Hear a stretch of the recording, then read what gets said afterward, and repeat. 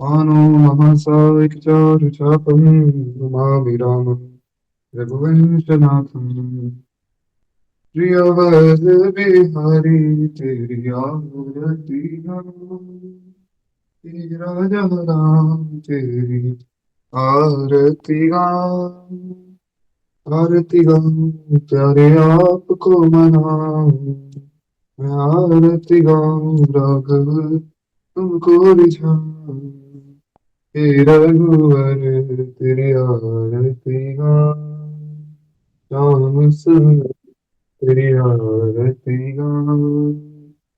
कनक सिंहासन राजत जोरी दशरथ नंदन जनक किशोरी मैं दर्शन कर आनंद मां। ये सीताराम तेरी आरती गाऊं। लखन राम सिंह शोभा साजे चरणों में हनुमान विराजे। मैं निरख निरख छवि मन बसाऊं। हे राजा राम तेरी आरती गाऊं। मैं सेवक मेरे नाथ आप हो। हर पल मेरे साथ आप हो। मैं तन मन धन चरणों में चढ़ाऊं। हे सीताराम तेरी आरती गाऊं। श्री तुलसीदास के प्यारे तुम हो। मेरे रघुवर जीवन धन हो। मैं बस सदा चरण में पाऊं। हे रघुवर तेरी आरती गाऊं। श्याम सुनर तेरी आरती गाऊं। आरती गाऊं प्यारे आपको मनाऊं। मैं आरती गाऊं राघव तुमको रिझाऊं। ये सीताराम तेरी आरती गाऊं। श्री अवध बिहारी तेरी आरती गाऊं। बोले सियावर रामचंद्र भगवान की जय। गुरु ब्रह्मा गुरु विष्णु गुरुर्देवो महेश्वरः गुरु साक्षात् परब्रह्म तस्मै श्री गुरुवे नमः। माता रामो मत्पिता रामचंद्र स्वामी रामो मत्सखा रामचंद्र सर्वस्व मय रामचंद्रो दयालु। नान्यं चापि जाने न जाने नंदो सिय के प्राण प्रिय सुषमा शील विधान। भरत शत्रुघ्न जन सुखद रामानुज हनुमान। राम बाम तिस जानकी लखन दाहिनी ओर। ज्ञान सकल कल्याण में सुनतम तुलसी तोर। जनक सुता जग जननी जानकी अतिशय प्रिय करुणा निधान की। आके जुग पद कमल मनाऊं। जासु कृपा निर्भुल मति पाऊं। मुद्रित बलधामं हेमशैलावदेहं धनुजवन् कृशानं ज्ञानिनामाग्रगण्यं सकलगुणनिधानं वानराणामधीशं रघुपते प्रियभक्तं वातजातं नमामि। नंदो श्री तुलसी के चरण जिनकी हो जग काज। कलि समुद्र बूढ़त लखे प्रगटे सत्य जहाज। श्री तुलसीदास के पग कमल बार बार सिरनाय। मैं गाऊं गुण सिया राम के हनुमत होए सहाय। नीत सदा सुदीन की सहज दया के धाम। जानकी जनक अनुभव के प्रभु श्री सीताराम। जी विधि नाथ होई हित मोरा प्रभु सुबेगी दास मैं तोरा। भक्ति भक्ति भगवंत गुरु चतुर्नाम वपु एक।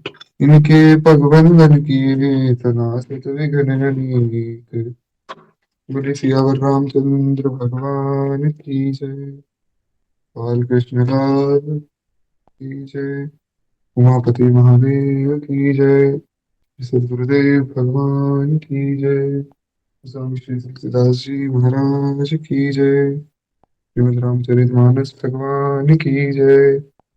हरिशरणम अनंत अनंत कोटि ब्रह्मांड नायक भक्त वत्सल आचार्य शरण कालीन करुणा बिनारे भगवान श्री सीताराम की बेटी के पवनों से हम आप सब मानस जी का श्रवण लाभ ले रहे हैं। एक बार प्रेम से बोलिए जय जय श्री सीताराम।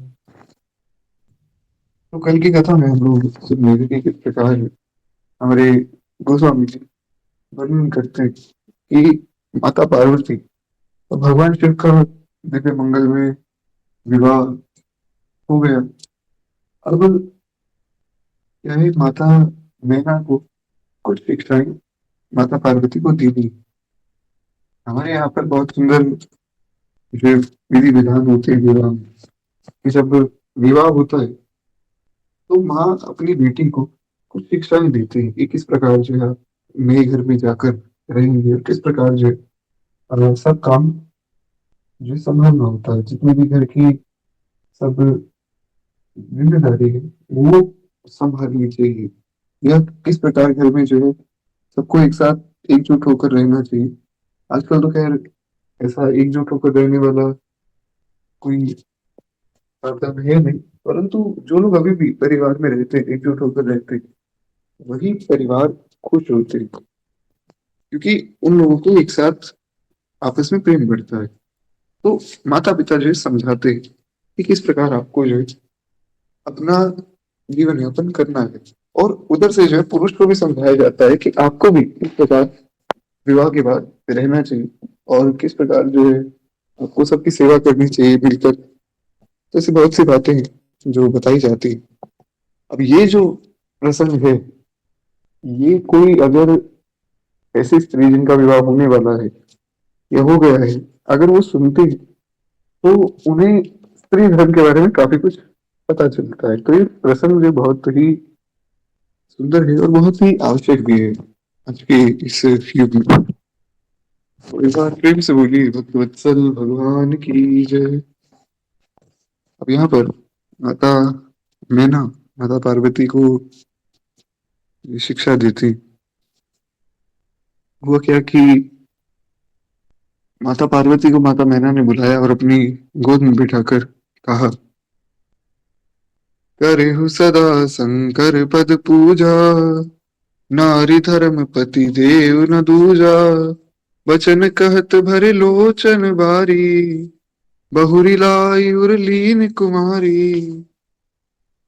वे कहते हैं कि देखो हे पार्वती, तुम सदैव भगवान शिव के चरणों की पूजा करना, यानी कि उनकी सेवा करना, क्योंकि एक नारी का और कोई धर्म है ही नहीं।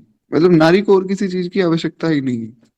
लोग ऐसा बुरा मान जाते हैं कि स्त्रियां वेद क्यों नहीं पढ़ सकती, या स्त्रियां यज्ञ क्यों नहीं कर सकती, स्त्रियां कथा क्यों नहीं कर सकती। आपको उसकी आवश्यकता ही नहीं है। वो इसलिए नहीं कर सकते क्योंकि उन्हें उसकी आवश्यकता नहीं है। आजकल तो खैर स्त्रियां भी कथा कर रही हैं। खैर बहुत गलत चीज है, धर्म के विरुद्ध है ये आचरण, पर मैं उस पर कहूंगा नहीं कुछ। जो है सो है, उस पर मैं कुछ कहना नहीं चाहता हूँ। लेकिन ऐसा कहीं कोई जो है विधान नहीं है कि स्त्रियां यज्ञ करें, या स्त्रियां जनेऊ धारण करें, या स्त्रियां कथा करें, या फिर स्त्रियां वेद पढ़ें। ये चीजें वास्तव में तो गलत है। तो खैर जो भी है, यहाँ पर अब माता मैना बता रही है कि देखो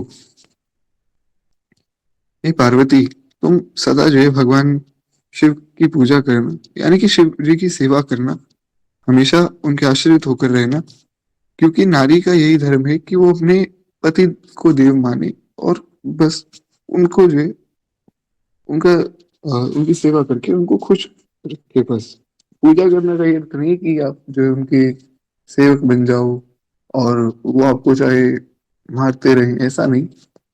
पति का भी यही धर्म है कि वो अपनी पत्नी को अच्छे से रखे। तो मतलब आपस में जो है आपको एक अंडरस्टैंडिंग के साथ रहना चाहिए, ऐसा भाव। तो वे कहते हैं कि देखो, एक स्त्री के लिए पति ही देवता है और कोई दूसरा नहीं है। अभी कुछ समय पहले एक प्रश्न आया था, मैं नाम नहीं लूंगा। तो उन्होंने कहा कि अब मैं भगवान को पति मानूं, ये जिनसे मेरा विवाह होगा उनको पति मानूं। तो आप ऐसा भाव रखिए कि भगवान ही मुझे पति रूप में मिले ही। तो इससे क्या है कि आप उनकी भी सेवा कर सकते हैं, साथ के साथ ठाकुर जी भी प्रसन्न रहेंगे। गोपियां इसी भाव में रहती। गोपियों का ये भाव बहुत सुंदर है। इसीलिए गोपियां परम भक्ता बनी। सर्वत्र भगवत दृष्टि होने से ही भक्त जो भगवान को पा सकता है। खैर, तो आगे माता मैना बताती हैं, ये तो इस प्रकार की बातें कहते कहते उनकी आंखें जो भर आई। और माता मैना ने अब जो है माता पार्वती को अपनी हृदय से लगा लिया और बहुत रो रही है, क्योंकि क्या है कि अब माता पार्वती की विदाई हो रही है। आजकल तो खैर एक और चीज चली कि लोगों को रोना भी नहीं आता है, ऐसा मैंने सुना है। बाकी तो खैर ठाकुर जी जाने कि आजकल विदाई पर कोई रोता भी नहीं है। क्यों? क्योंकि सबने मेकअप किया होता है, वो कहीं खराब ना हो जाए, इसलिए कोई रोता भी नहीं। बाकी तो सत्य तो सब ठाकुर जी जानते हैं। खैर, यहाँ पर माता पार्वती के जाने की बात सुनकर माता मैना को बहुत दुख हो रहा है। तत्वेद सृजे नारी जग माही, पराधीन सपने सुख नाही। भय अति प्रेम विकल महतारी, धीरज कीन कुसमय विचारी। फिर कहती है कि विधाता ने देखो जगत में स्त्री जाति को क्यों पैदा किया। पराधीन को जो है सपने में भी सुख नहीं मिलता है। अब ये बात जो है थोड़ी गंभीर है और इसको समझने की आवश्यकता है। यहाँ पर माता मैना ने कहा कि नारी को पैदा ही क्यों किया, क्योंकि नारी हमेशा पराधीन रहती है। अब यहाँ कोई मूर्ख व्यक्ति अगर इसे पढ़े तो वो प्रश्न उठाएगा कि नारी को देखो देखो पराधीन कह दिया, ये गोस्वामी जी की तो रामचरितमानस बिल्कुल गलत है, नारी का अपमान कर दिया। कोई भक्त होगा वो ये प्रश्न करेगा कि इसका अर्थ क्या है, जो कि आप सबके मन में भी अवश्य ही चल रहा होगा। तो अब देखिए इसका अर्थ थोड़ा हम समझे। बड़ी सुंदर बात है यहाँ पे। माता मैना कह रही है कि नारी हमेशा पराधीन रहती है। इसका ये अर्थ नहीं कि नारी को जो कोई नारी का सम्मान नहीं है या नारी को कुछ करने की आज्ञा नहीं है, ऐसा नहीं। यहाँ पर भाव ये है कि जो स्त्री होती है, स्त्रियों को संरक्षण में रखा जाता है। जैसे कि जब वो छोटी बच्ची होती है तो वो अपने पिता के संरक्षण में रहती है। जब वो थोड़ी बड़ी हो जाती है तब वो अपने पति के संरक्षण में रहती है। और जब वे थोड़ी और बड़ी हो जाती है, यानी कि जब वृद्धावस्था आ जाती है और अगर पति नहीं रहे, तो बड़े वाले बेटे के संरक्षण में जो उन्हें रहना चाहिए। तो इससे क्या है कि उनका रक्षण जो है हो सकता है। इसमें कोई गलत भाव नहीं, ये तो बल्कि उनकी रक्षा के लिए उत्तम ही बात है। तो इसीलिए जो है गोस्वामी जी यहाँ पर लिखते हैं कि नारी पराधीन है। वैसे कोई नारी को ऐसा दुखी किया जाए, उनको कष्ट दिया जाए, वो बात नहीं है। कष्ट तो किसी जीव को भी नहीं देना चाहिए। तो समझने की आवश्यकता है। तो ऐसा केवल भाव है, जैसे हम कई बार भाव भाव में कह देते हैं कि ऐसा नहीं होना चाहिए था, मेरे साथ ही ऐसा क्यों होता है। तो ये वैसी वाली बात है, इसमें कुछ गलत नहीं है। क्योंकि अब क्या है, माता पार्वती उनसे दूर जा रही है तो उनके मन में दुख हो रहा है। पहले क्या हुआ करता था कि बच्चों को संस्कार दिए जाते थे, और संस्कार दिए जाते थे तो बच्चे माता पिता की सेवा करते थे। तो उनका प्रेम जो है माता पिता से स्वाभाविक होता था। आज का समय ऐसा है, जो अभी मैंने बात बताई कि आजकल लोग विदाई पर रोते नहीं, उसका भी कारण है। अब रोते हैं नहीं रोते वो तो ठाकुर जी जाने, मैंने ऐसा सुना है। इसका जो कारण मुझे समझ आता है वो यही है कि महाराज आजकल बच्चों को माता पिता कोई संस्कार दे नहीं रहे हैं, और बच्चे अपनी मनमानी कर रहे हैं, जो भी मन में आ रहा है। कोई रात को घूमने जा रहा है, कोई कहीं जा रहा है, कोई कहीं जा रहा है। तो उनका माता पिता से कोई प्रेम नहीं है, माता पिता से वो केवल पैसे लेना चाहते हैं। और बाकी उनका सम्मान करना या उनसे प्रेम करना ऐसी कोई बात है नहीं। तो उनको कोई रोना भी नहीं आता है। तो ऐसा मेरी समझ में आता है, बाकी तो वास्तव में क्या कारण है वो तो ठाकुर जी जाने। खैर, कहने का भाव ये है कि जब तक आपके अंदर संस्कार नहीं होंगे तो आप कभी किसी से कोई संबंध नहीं बना सकते हैं। हमारे संस्कार अच्छे हों तो हम वैरी को भी हमारा मित्र बना सकते हैं। तो यहाँ पर अब माता मैना कहती हैं कि देखो,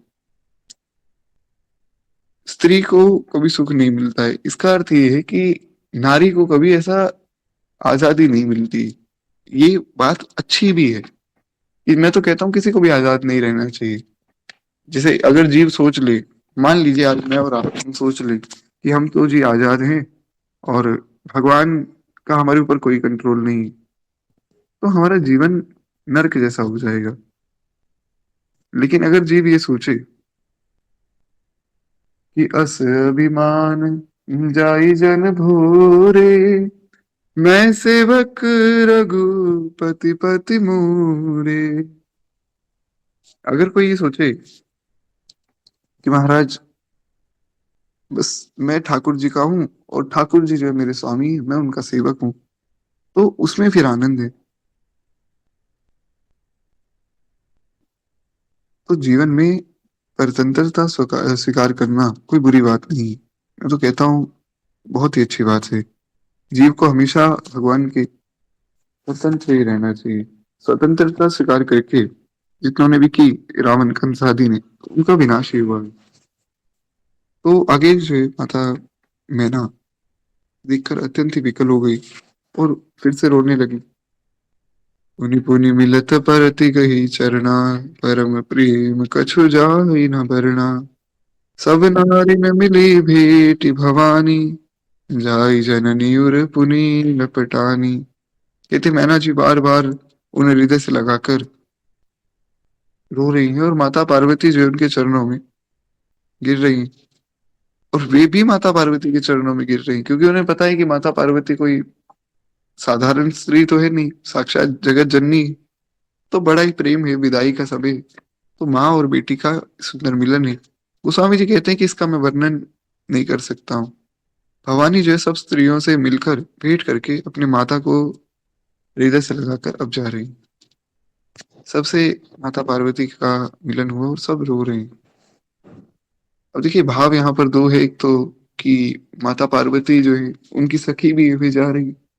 दूसरा भाव ये भी हम देख सकते हैं कि माता पार्वती जगत जननी भवानी जो है उनके घर पे आई, अब वे उन्हें छोड़कर जा रही हैं।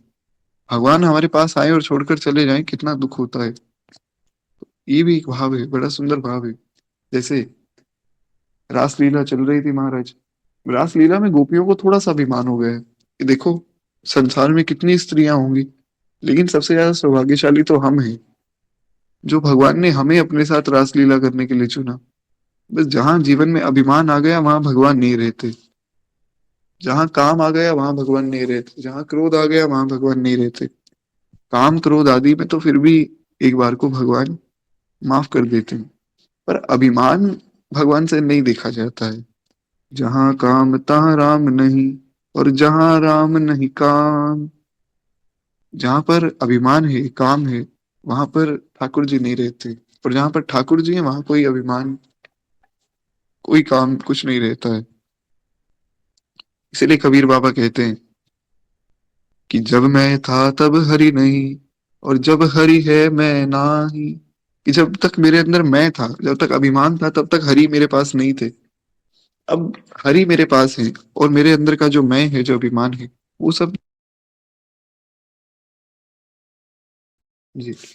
तो खैर, एक बार प्रेम से बोलिए भक्तवत्सल भगवान की जय। तो हम चर्चा कर रहे थे कि जो गोपियां हैं उन्हें छोड़कर भगवान तुरंत ही चले गए। अब गोपियां रो रो कर भगवान को पुकार रही। बड़ा सुंदर गोपी गीत सब गोपियों ने गाया है कि ठाकुर जी हमें क्षमा कर दो, हमसे गलती हो गई। बड़ा एक प्यारा भाव है। एक दो पंक्तियां हम उसकी सुने। कहे कि कल एक मैसेज आया था निशा माता जी का कि कुछ बीच में सुंदर भजन हो जाए मीराबाई का या उनके जैसा ही कुछ सुंदर सा। बड़ा एक प्यारा भाव है। यब विमुख अनेकों जन्म गए, अस थावर जंगम रूप धरे। अब विमुख अनेकों जन्म गए, अस थावर जंगम रूप धरे। यह पुनरावृत्ति मिटा दीजे, हे नंद किशोर दया सागर। यह पुनरावृत्ति मिटा दीजे, हे नंद किशोर दया सागर। मुझको गले से लगा लीजिए, हे नंद किशोर दया सागर। बड़ा प्यारा भाव है तुम्हारा, जिसमें भी भक्त कह रहा है कि बहुत अनेकों जन्म से आपसे विमुख हैं प्रभु। अब जो है इस पुनरावृत्ति को मिटा दीजिए, अब आपसे मिलन हो जाए। मीराबाई ने गाया, हरि दर्शन की प्यासी अखियां, हरि दर्शन की प्यासी, हरि दर्शन की प्यासी। बहुत से भाव हैं, सब भक्तों ने यही गाया कि मेरा छोटा सा परिवार, हरि आ जाओ एक बार। अब क्या है कि मेरा गला बैठा हुआ है तो मुझसे गाया नहीं जा रहा है, लेकिन भाव बड़े प्यारे हैं। तो एक ये भी भाव है कि सब लोग इसलिए रो रहे हैं कि माता पार्वती जो है उनको छोड़कर जा रही, भवानी साक्षात जगत जननी उन्हें छोड़ के जा रही। तो उनके मन में एक ये भी बहुत भारी दुख है। जननी ही बहुरी मिली चली, उचित असीस सब काहू दई। फिर बिलोकत मात तन तब सखी लय, शिव पही गई। जाचक सकल संतोष शंकर उमा, सहित भवन चले। सब अमर हर्षे सुमन बरषि निशान, नभ बाजे भले। जननी बहुरी मिली चली, उचित असीस सब काहू दई। बड़ा प्यारा भाव है। स्वामी जी कहते हैं कि देखो, पार्वती जी माता से फिर मिलकर अब चली। सब किसी ने जो उन्हें योग्य आशीर्वाद दिया, सबने अपनी अपनी तरफ से आशीर्वाद दिया। और पार्वती जी जो फिर कर माता की ओर देखती जाती हैं। माता भी रो रही है, माता पार्वती भी रो रही है, सब लोग रो रहे हैं। सब सखियां जो है उन्हें शिव जी के पास ले गई। महादेव जी सब याचकों को संतुष्ट करके पार्वती के साथ कैलाश चले गए। सब देवता प्रसन्न होकर फूलों की वर्षा करने लगे। आकाश में सुंदर नगाड़े बजने लगे। खूब आनंद ही आनंद महाराज बरस रहा है। अब यही प्रसंग शिव पुराण में भी है, और शिव पुराण में भी ऐसा का ऐसा ही है। जो जो शिव पुराण में लिखा है आप उठाकर पढ़िए, एकदम word to word Goswami ji ने मानस जी में चौपाइयों के माध्यम से लिख दिया। पर ये जो विदाई वाला प्रसंग है, ये थोड़ा विस्तृत है शिव पुराण में। अगर कोई स्त्री ये जानना चाहे कि पतिव्रत धर्म है क्या और उसका पालन कैसे किया जाता है, तो उन्हें अवश्य ही शिव पुराण का ये भाग पढ़ना चाहिए, जिसमें माता मैना माता पार्वती को शिक्षा दे रहे हैं कि किस प्रकार एक स्त्री को रहना चाहिए। कुछ लोग ऐसे भी हैं संसार में जो थोड़ा शिव पुराण का भी विरोध कर देते हैं कि देखिए, शिव पुराण पढ़ने से आपके मन में राजसिक भाव आ जाते हैं, तामसिक भाव आ जाते हैं, आप वो मत पढ़िए, हम वैष्णव हैं, हमें शिव पुराण पढ़ने की आवश्यकता नहीं। ऐसी बातें, उन पर ध्यान नहीं देना चाहिए। आप पढ़ना चाहें तो आपको ये वाला भाग तो अवश्य ही पढ़ना चाहिए। मेरा तो ऐसा मानना है कि सब स्त्रियों को ये वाला भाग पढ़ना चाहिए। बाकी तो खैर आप सबकी इच्छा है। एक बार प्रेम से बोलिए भक्त वत्सल भगवान की जय। तो आगे जय गोस्वामी जी बताते हैं कि इस प्रकार जय बड़ी सुंदर विदाई हुई है भोले बाबा और माता पार्वती की। अब जो दहेज उन्होंने दिया था वो भोले बाबा ने नहीं लिया। उन्होंने कहा कि देखिए, हम तो कैलाश में रहते हैं, खूब आनंद में रहते हैं, हमें इन चीजों की कोई आवश्यकता ही नहीं है। आप रखिए और यहाँ सबको बांट दीजिए, उसमें हमारी प्रसन्नता है। तो हिमावन जी ने अत्यंत प्रेम से जो शिव जी को पहुंचाने के लिए हिमावन जी अब साथ चले। और वृषकेतु, वृषकेतु यानी कि भगवान शिव का नाम है वृषकेतु। तो कहते हैं वृषकेतु ने बहुत तरह से उन्हें संतोष कराकर विदा किया। अब क्या है कि हिमावन जी उनको छोड़ने जा रहे थे। उन्होंने कहा कि मैं कैलाश तक चलता हूँ, आपको छोड़ आता हूँ। भोले बाबा बोले कि देखिए, आप वहां तक आएंगे फिर वापस जाएंगे, आप क्यों इतना तकलीफ ले रहे हैं, कोई बात नहीं, हम चले जाएंगे। तो बड़ी मुश्किल से समझाकर उन्होंने वापस भेजा। तुरत भवन आए गिरिराई, सकल सैल सिर लिए बुलाई। आदर दान विनय बहुमाना, सब कर विदा की नहीं हिमवाना। कहते कि पर्वतराज हिमाचल तुरंत ही अपने घर वापस आ गए। उन्होंने जो पर्वतों सरोवरों जिनको भी बुलाया था, पर्वत पहाड़ नदी सरोवर जो जो आए थे, उन सबको आदर दान विनय और बहुत सम्मान करके उन्होंने वापस भेजा। तब जो है शिव जी कैलाश पर्वत पर पहुंचे, तब सब देवता अपने अपने लोक में चले गए। सबका काम पूर्ण हो गया, विवाह हो गया, तो सब अपने अपने घर गए। और बड़ी सुंदर बात गोस्वामी जी लिखते हैं कि जगत मात पितु शंभु भवानी, तिहि श्रृंगार न कहूँ बखानी। कहते हैं कि पार्वती जी और शिव जी जगत के माता पिता हैं, इसलिए मैं उनके श्रृंगार का वर्णन नहीं करता हूँ। सबसे पहली बात तो ये हमें समझनी है कि भगवान शिव और माता पार्वती कोई साधारण नहीं है, या कोई ऐसा भी नहीं कोई देवता है जी इनकी पूजा मत करो। वे हमारे माता पिता हैं। एक बड़ी सुंदर बात है, हमारे शास्त्र कहते हैं कि देखिए, जो भक्त होता है ना, उसके माता पिता है भगवान शिव और माँ पार्वती, और उसके प्रियतम है हमारे ठाकुर जी। तो इस भाव में अगर कोई भक्त रहे, उसकी भक्ति बहुत सुंदर बन जाती है। हाँ, अगर किसी और का कोई और भाव है, मैं ऐसा नहीं कह रहा हूँ अपना भाव ही बदल दीजिए, पर जो जीव आत्मा है उसका विवाह होता है ठाकुर जी से। इसलिए भगवान को कहा जाता है पति। भगवान सबके पति हैं, जगत पति, प्राणपति। भगवान के नाम है ये क्यों? क्योंकि भगवान सबके पति हैं। पति का अर्थ होता है रक्षक। तो भगवान जगतपति इसीलिए है क्योंकि सभी जीवात्माएं वास्तव में ठाकुर जी की हैं। और भगवान शिव और माँ पार्वती का जो भी भक्त होता है वे उसका मिलन ठाकुर जी से इसीलिए करवाते हैं। जैसे एक बेटी अपने माता पिता के घर में रहती है और फिर जो है माता पिता उनका विवाह करवा देते हैं, उसी प्रकार जो शैव भी होते हैं जो भगवान शिव और माँ पार्वती के भक्त हैं, हमें उनसे कोई ऐसा द्वेष नहीं करना चाहिए, किसी से भी द्वेष नहीं करना चाहिए। भक्त छोड़िए, मैं तो कहता हूँ संसार में किसी से भी द्वेष नहीं करना चाहिए। जो शैव होते हैं वो भी भगवान शिव की कृपा से ठाकुर जी के हो जाते हैं बाद में। उनका भी विवाह एक तरह से कहा जाए तो भोले बाबा करा देते। इसीलिए एक बार क्या हुआ, एक साधु के पास एक व्यक्ति पहुंचा, बोला आपके जो एक कृष्ण जी हैं, तो ये वृंदावन में रहते थे? बोले हाँ जी रहते थे। बोले आप कहाँ रहते हो? बोले हम भी वृंदावन में रहते हैं। बोले अच्छा, तो आपके कृष्ण जी जो है ना, ये अच्छे आदमी नहीं थे। साधु बोले क्यों जी, क्या बात हो गई? बोले देखो, आदमी एक शादी कर ले, दो कर ले, इन्होंने जैसे 16,108 शादियां कर ली, और हमारे धर्म में तो एक ही शादी बताई गई है। तो ये तो फिर काम गलत है, अच्छे आदमी तो थे ही नहीं। देखो, चलो 16,108 शादियां हो भी गई, उसके बाद जितनी गोपियां थी उनके साथ रास लीला करते थे। अब वो मूर्ख व्यक्ति था। क्या है कि इन चीजों को दैहिक भाव से नहीं देखना चाहिए। इसलिए मैं कहता हूँ कि भगवान में कभी लौकिक भाव ना हो। लोग स्टेटस लगा रहे हैं, फोटो लगा रहे हैं, भगवान और भगवान की प्रेम कथा, भगवान रो रहे हैं, तो ये सब फालतू की बातें। इन चीजों को हमें नहीं देखना चाहिए कि भगवान भी रो रहे हैं, फिर नीचे लोग कमेंट करते हैं देखो, प्रेम तो राधा और कृष्ण में भी था, लेकिन वो भी अधूरा रह गया।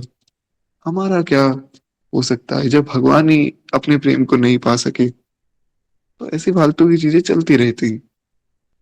और ये सब गलत है, क्योंकि भगवान को शरीर के भाव से नहीं देखना चाहिए। वे भगवान है, वे दिव्य हैं। तो साधु ने पहले तो उन्हें समझाया कि भैया देखो ऐसा है कि वो ठाकुर जी हैं, वो कुछ भी कर सकते हैं। अब मैं तुम्हें समझाने बैठूंगा या अपना भजन करूंगा, वो कुछ भी कर सकते हैं, भगवान है।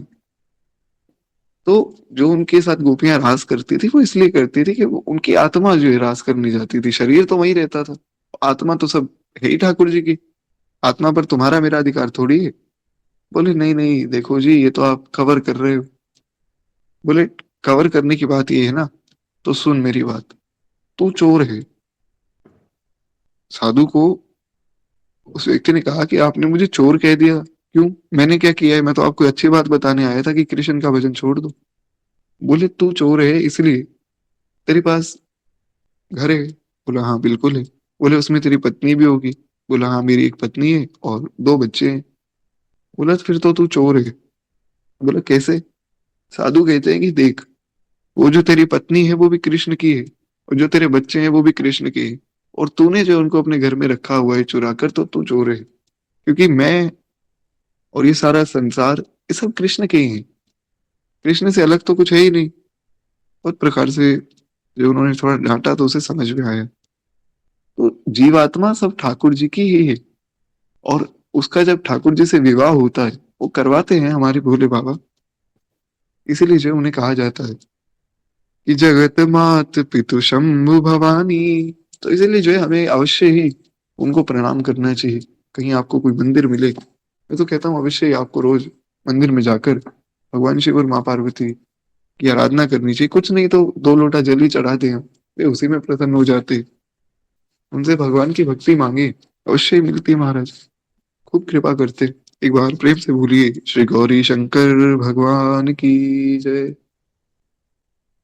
और ऐसे लोगों से भी बचें जो थोड़ा विरोधी बातें करते हैं।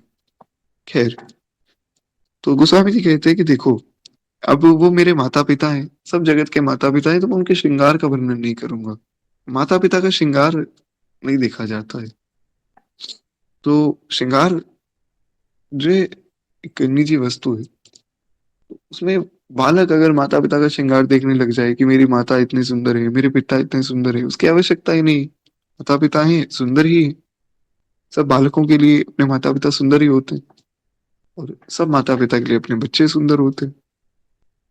तो खैर, कहते हैं कि शिव पार्वती जी जो विविध प्रकार के भोग विलास करते हुए अपने गणों के साथ कैलाश में रहने लगे। अब कैलाश में रहने लगे, कुछ समय में जो है माता पार्वती भी सब सिस्टम जो है कैलाश का समझ गई कि ऐसे ऐसे रहना है।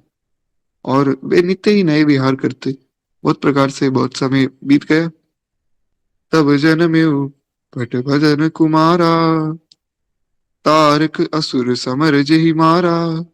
आगम निगम प्रसिद्ध पुराना, शनमुख जन्म सकल जग जाना। गोस्वामी जी कहते हैं फिर बहुत समय बाद जो है हमारे शठ बदन यानी कि छह मुख वाले भगवान कार्तिकेय का जन्म हुआ।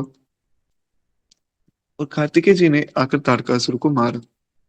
अब गोस्वामी जी कहते हैं आगम निगम प्रसिद्ध पुराना, ये जो कथा है तारकासुर को कैसे उन्होंने मारा, कैसे उनका जन्म हुआ, ये वेद पुराणों में प्रसिद्ध है। तो इसीलिए जो है मैंने इसको विस्तार में नहीं कहा, आपको मैंने एक लाइन में बता दिया। ऐसा गोस्वामी जी कह रहे हैं। अब आप बताइए कि क्या मैं वो कथा वापस दोहराऊं या आगे बढ़ूं? अगर आप लोग कहेंगे तो मुझे तो कोई आपत्ति नहीं, हम वो कथा भी वापस सुन लेंगे कि किस प्रकार जो है कार्तिकेय जी ने तारकासुर को मारा था।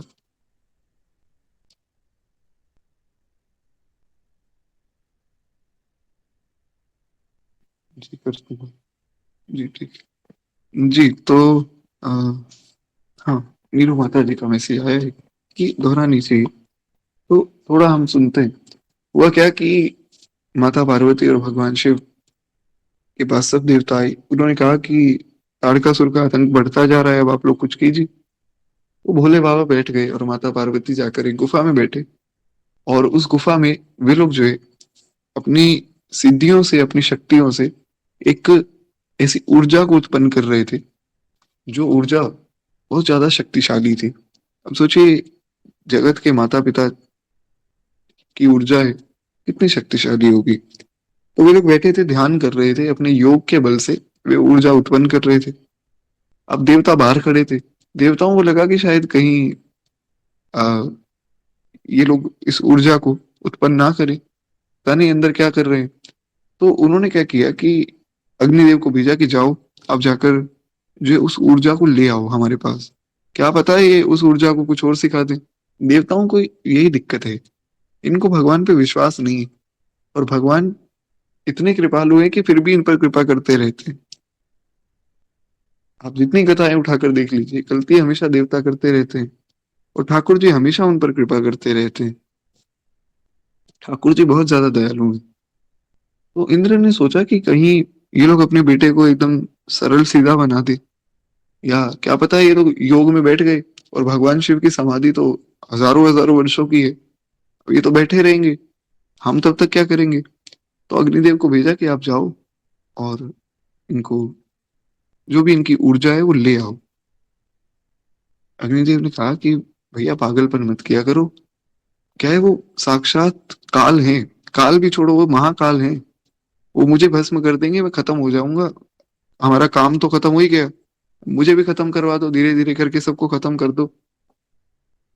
तो अग्निदेव को इंद्रदेव ने समझाया कि देखो वो भगवान शिव है, शंकर सहज स्वरूप संहारा, लागी समाधि अखंड अपारा।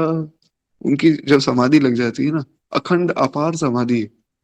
अब वो पता नहीं कितने हजार या कितने लाख वर्ष बाद टूटेगी, और हजार और लाख भी हमारे मनुष्य वाले नहीं, कि एक एक साल में 365 दिन है और एक साल में 12 महीने, ऐसा नहीं।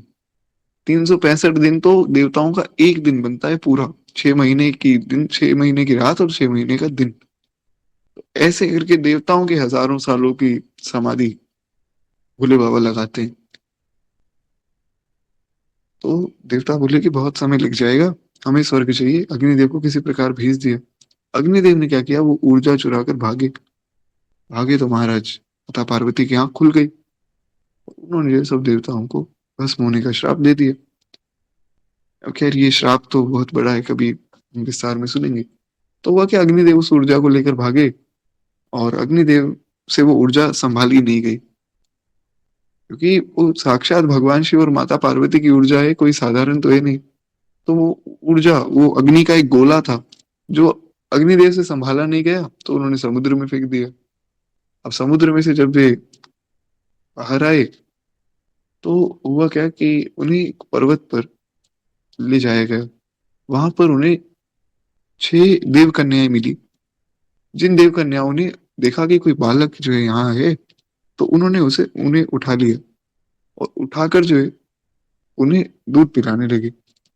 अब हुआ क्या कि उस पुत्र को लगा कि शायद यही मेरी माताएं हैं, और 6 की 6 ही मेरी माताएं हैं।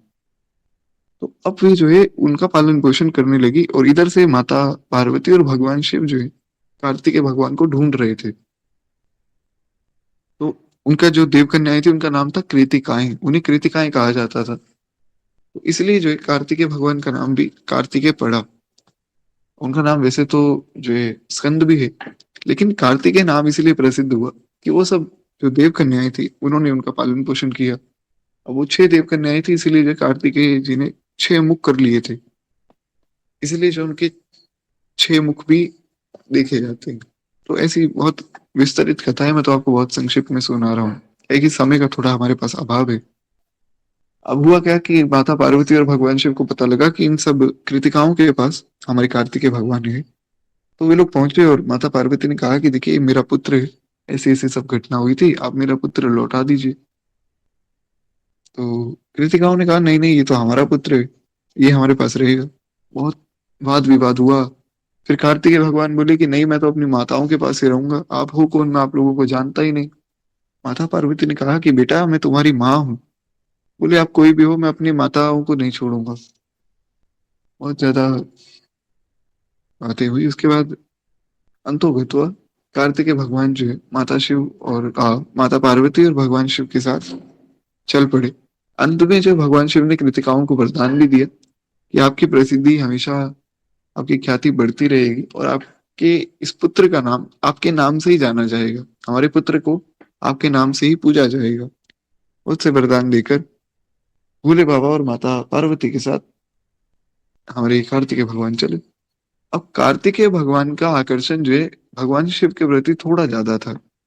क्यों? क्योंकि माताएं तो वो 6 थी, उनसे छुड़ाकर जो है यहाँ पर ये लोग ले आए थे। तो माता पार्वती से उनका प्रेम थोड़ा, जैसे ऐसा नहीं कि मतलब प्रेम नहीं करते थे, जैसे कई बार ऐसा देखा जाता है कि मान लीजिए एक घर है जिसमें 2 बच्चे हैं, तो एक बालक को पिताजी थोड़े ज्यादा प्रिय होते हैं, एक को माँ थोड़ी ज्यादा प्रिय होती है। ऐसा नहीं कि मतलब कोई द्वेष है माता और बेटे में, पर थोड़ा ज्यादा आकर्षण जो उनका पिता की ओर था। इसलिए आप कभी भी जो शिव दरबार की कोई फोटो देखेंगे तो उसमें कार्तिकेय जी बैठे हैं भगवान शिव की गोद में, और गणेश जी बैठे हैं माता पार्वती की गोद में, क्योंकि गणेश जी का आकर्षण था माता पार्वती की तरफ। तो ऐसी जो कथा प्राप्त होती है, उसके बाद कार्तिकेय भगवान को बहुत सी शिक्षाएं हमारे भोले बाबा ने दी, किस प्रकार लड़ना है, युद्ध में कैसे रहना चाहिए। तो फिर उन्होंने जो है, अंत में तारकासुर को मारा। तारकासुर को मारने के बाद जो उनकी ख्याति इतनी बढ़ गई कि उनको देवताओं का सेनापति बना दिया गया। कुछ इस प्रकार की कथा आती है। एक बार प्रेम से बोलिए श्री कार्तिकेय भगवान की जय। उन्होंने तारकासुर का मर्दन किया, सब देवताओं को स्वर्ग मिल गया, सब लोग खुश हो गए। तो गोस्वामी जी ने इसको एक पंक्ति में कहकर आगे की कथा बड़ी सुंदर गोस्वामी जी कहते हैं कि षडानंद यानी कि स्वामी कार्तिक के जन्म कर्म प्रताप महान पुरुषार्थ को सारा जगत जानता है, इसलिए मैंने वृषकेतु के पुत्र का चरित्र बहुत संक्षेप में कह दिया।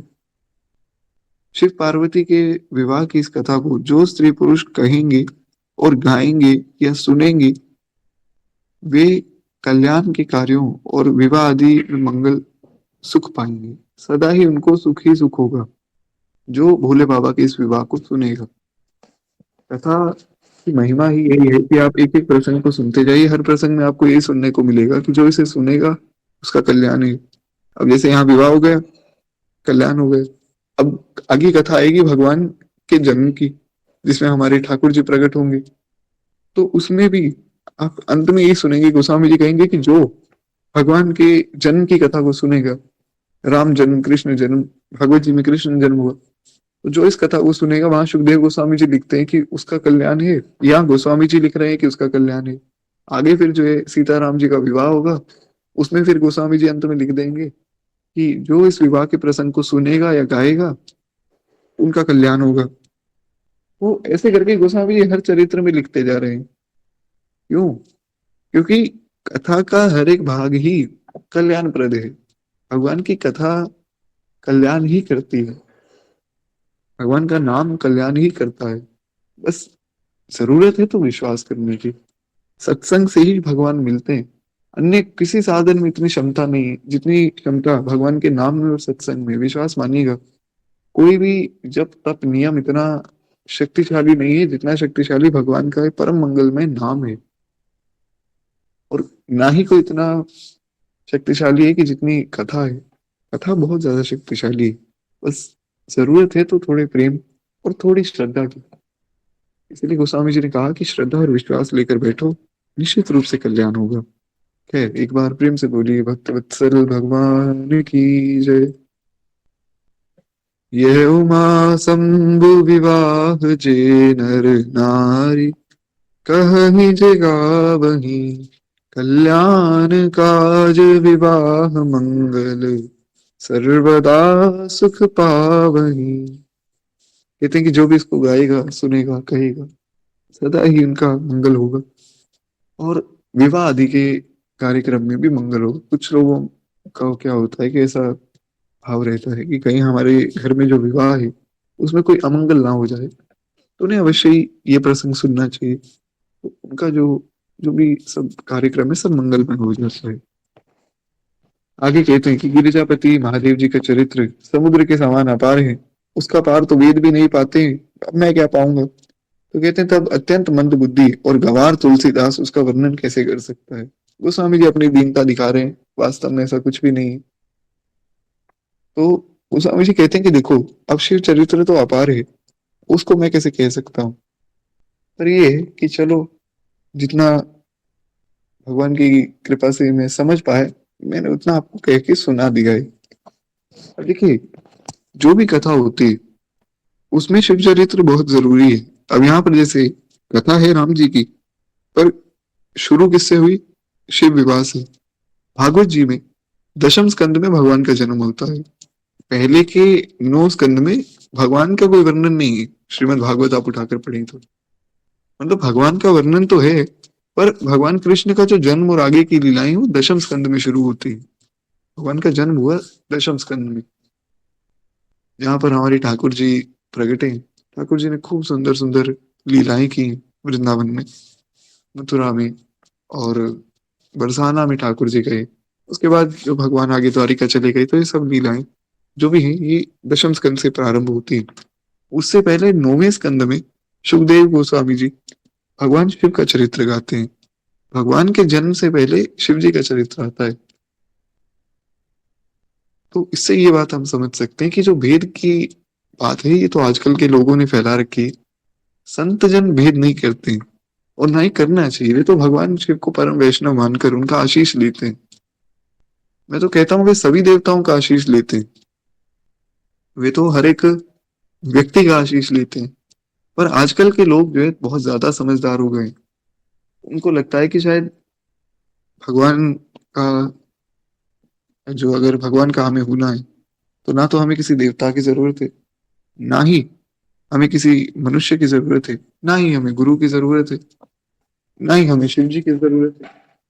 तो ऐसा नहीं चलता है। खैर, अब यहाँ पर देखिए गोस्वामी जी ने बड़ी सुंदर बात कही। गोस्वामी जी ने कहा कि अब जो है हम आगे एक कथा में प्रवेश करें कि किस प्रकार भगवान का जन्म हुआ था। क्योंकि वो कथा सुनने के लिए तो भरद्वाज जी बैठे थे।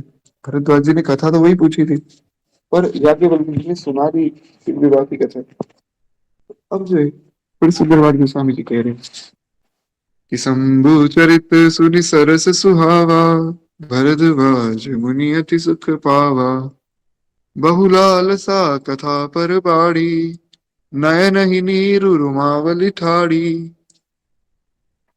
अब यहाँ पर कहते हैं कि शिव जी के रसीले और सुहावने चरित्र को सुनकर मुनि भरद्वाज ने बहुत ही सुख पाया। उनके मन में बड़ा सुख हुआ, बहुत प्रसन्न हो गए और नेत्रों में जल भर आया, रोमावली खड़ी हो गई, खूब आनंद हो गए और प्रेम मुग्ध हो गए। मुख से वाणी नहीं निकलती है। यह दशा देखकर ज्ञानी मुनि याज्ञवल्क्य जी ने उनसे पूछा कि अहो धन्य तव जन्म मुनीसा, तुम ही प्राण सम प्रिय गौरी सा।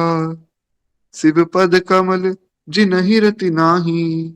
और ध्यान से सुनिएगा, राम ही ते सपने हूँ नहीं सुहाई। बड़ी सुंदर बात याज्ञवल्क्य जी ने कही। याज्ञवल्क्य जी ने कहा कि भरद्वाज जी एक बात आपसे पूछूं। बोले पूछिए महाराज। बोले कि आपने तो जो है राम कथा सुनने का कहा था। आपने तो पूछा था ना राम जी कौन है, क्या ये वही राम है जो दशरथ के पुत्र है या कोई दूसरे राम है। बोले हाँ। तो बोले फिर आपको तो मैंने शिव विवाह की कथा सुना दी, तो आपको ऐसा बुरा तो नहीं लगा। बोले नहीं नहीं, मुझे तो बड़ा आनंद आया महाराज। इतना आनंद आया कि मैं बता नहीं सकता हूँ, बोला नहीं जा रहा है मुझसे। खूब आनंद हुआ, आंखों से अश्रुपात हो रहा है। तो याज्ञवल्क्य जी बड़े प्रसन्न हो गए। याज्ञवल्क्य जी ने कहा कि देखो मैं तो बस यही जो टेस्ट कर रहा था कि क्या आप राम कथा सुनने के अधिकारी हो भी या नहीं। तो बोले कि मतलब। बोले मतलब ये है कि राम कथा सुनने का अधिकारी, सच्चा अधिकारी वही है जिसका प्रेम भगवान शिव से हो, जिसके मन में कोई द्वेष ना हो। कहने के भाव ये है कि जिसके मन में किसी के प्रति कोई द्वेष ना हो। सच्चा वैष्णव वही है जो भोले बाबा से और सबसे प्रेम करे। वैष्णव वो नहीं है कि जो सबसे द्वेष करता रहे, वो भगवान को भी प्रिय नहीं है। जो संसार में सबसे प्रेम करता है उसे ही वैष्णव कहा जाता है, उसे ही भक्त कहा जाता है। और वो सबका कल्याण करता है। जैसे हमारी मीराबाई प्रकट हुई, सब लोग जो है उन्हें बहुत कष्ट भी दे रहे थे। और जब रैदास जी ने देखा, रैदास जी तो देखते रह गए। तो किसी ने पूछा रैदास जी आपको मीराबाई में ऐसा क्या दिख गया है। बोले ऐसे भक्त जब प्रकट हो जाते हैं ना तो जगत पावन कर देते हैं। 14 भुवन कोश ब्रह्मांड पवित्र हो जाता है जब कोई मीराबाई जैसी, करमेती बाई जैसी भक्ता का जन्म होता है। कोई गोस्वामी तुलसीदास जी या सूरदास जी जैसा भक्त जन्म लेता है तो पूरा ब्रह्मांड ही धन्य हो जाता है महाराज। ये है भक्तों की महिमा। तो भक्त ऐसे ही भक्त नहीं बन जाता किसी से द्वेष करके। हमें किसी से भी कोई भी द्वेष नहीं करना चाहिए, किसी भी मनुष्य से, किसी भी जीव से सबसे प्रेम करना चाहिए। ये वैष्णव का स्वभाव है। खैर, तो भरद्वाज जी को ऐसी बड़ी सुंदर शिक्षा देकर अब याज्ञवल्क्य जी कहते हैं कि सुनो, एक बड़ी जरूरी बात आपको मैं बताता हूँ। तो क्या है, ये तो हमने अच्छे से सुन ही लिए, तो बस चौपाइयों के माध्यम से थोड़ा थोड़ा सरलार्थ से सुनेंगे। कहते हैं कि शिव पद कमल जिन्हि रति नाही, जिनको भगवान शिव के चरणों में प्रेम नहीं है, राम ही ते सपने न सुहाई। राम जी तो उन्हें सपने में भी नहीं सुहाते, या ऐसा कहूं कि राम जी को वो लोग सपने में भी नहीं सुहाते जिनको शिव जी के चरणों में प्रेम नहीं, भगवान उनको स्वीकार नहीं करते। और अगर कोई शैव है और उनको जो है हरि चरणों में प्रेम नहीं, तो भोले बाबा उसको स्वीकार नहीं करते। बिनु चल विश्वनाथ पद नेहु, राम भगत कर लक्षण एहू। एक भक्त का लक्षण क्या है?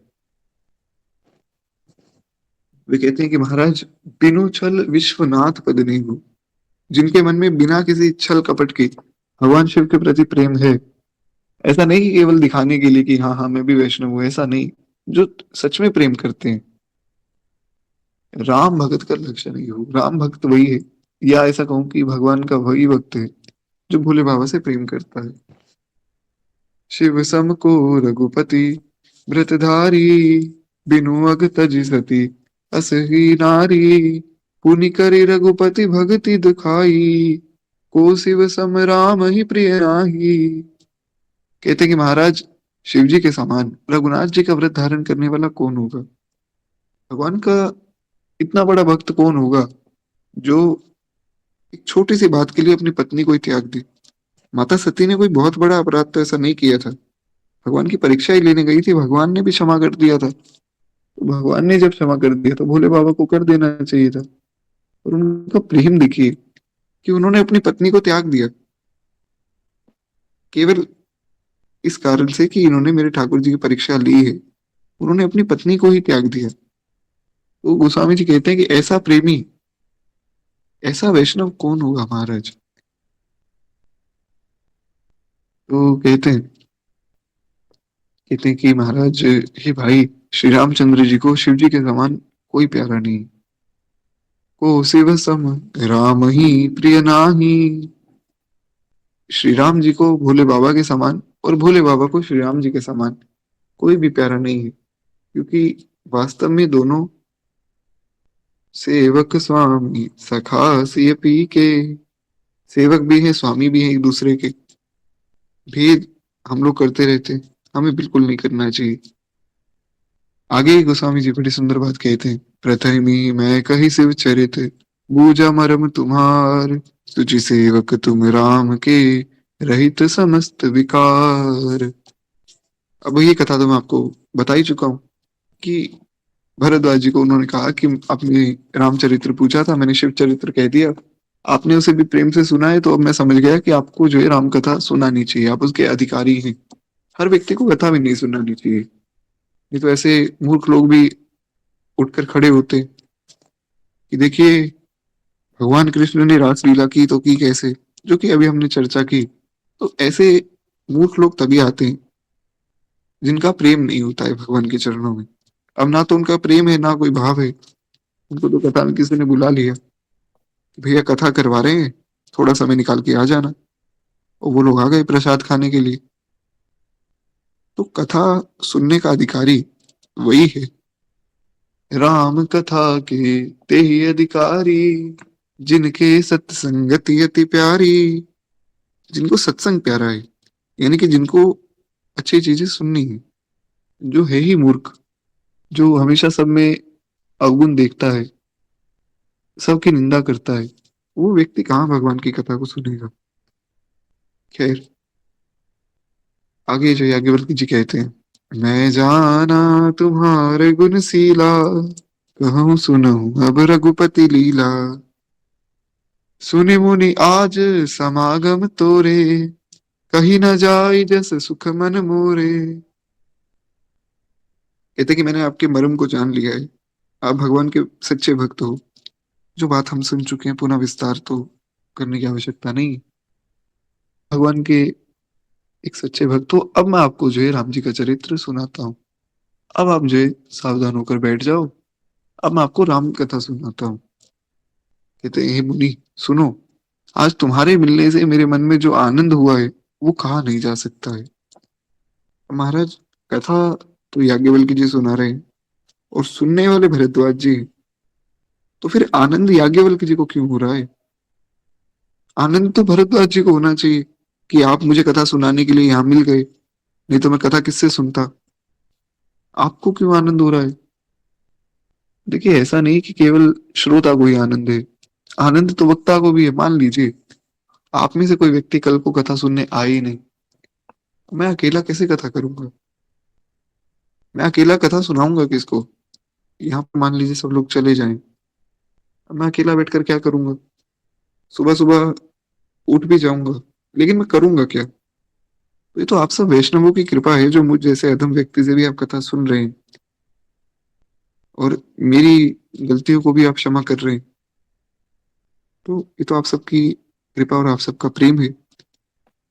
ऐसा ही प्रेम हमारे भरद्वाज जी ने दिखाया। धन्य दोनों होते हैं, श्रोता भी और वक्ता भी, क्योंकि आपके बहाने मैं भी इस कथा को रोज सुन पा रहा हूँ। कहते हैं, हे मुनीश्वर, रामचरित्र अत्यंत अपार है। 100 करोड़ शेष जी भी अगर गाने को आए तो भी वो कथा को नहीं कह सकते। तथापि जैसा मैंने सुना है मैं वैसा जो है अपनी वाणी से वर्णन करता हूँ। अब क्या है कि भगवान की कथा तो अखंड है, अपार है, उसका वर्णन तो कोई भी नहीं कर सकता है। पर जितना हमारे पास समय है और जैसा मैंने सुना है, उसको मैं आपके सामने वर्णन करके सुनाता हूँ अपनी वाणी के अनुसार। अब देखिए, कथा तो हम कल से शुरू करेंगे। बड़ी सुंदर कथा है महाराज। आज वाणी को हम यही विश्राम देंगे, क्योंकि क्या है, अब कल से मेन कथा शुरू हो रही है। आपसे मेरी यही अनुरोध है कि कल से जो है हम लोग थोड़े रेगुलर हो जाएं। एक बार प्रेम से बोलिए, भक्तवत्सल भगवान की जय। जय जय श्री सीताराम। केवल 2 मिनट प्रेम से हम लोग मानस जी की आरती करें, उसके बाद वाणी को विश्राम देंगे।